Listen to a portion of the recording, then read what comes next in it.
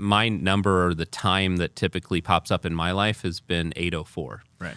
And I always thought it was kind of like an ominous thing. I always thought like, oh, well, I had a flight that left at 8:04 one time, and I'm like, I don't want to get on that flight. Right. You know, like bad's gonna happen. But when my son was born, my first child, we arrived at the hospital. I look at the clock; it's 8:04 when we pull into the parking lot. We're on the 4th floor, room 8.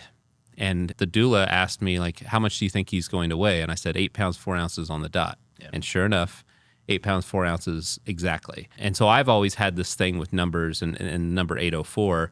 And Sarah and her family always had the thing with 333. Like, things happened to them at that time, which happened to be her life verse of 33:3, kind of showing up in their lives. And we arrived, we stopped for lunch, we stopped for breaks or whatever, and it's about a 3.5, 4 hour drive maybe. And then we pull in the parking lot and we looked at the clock and it's 3:33.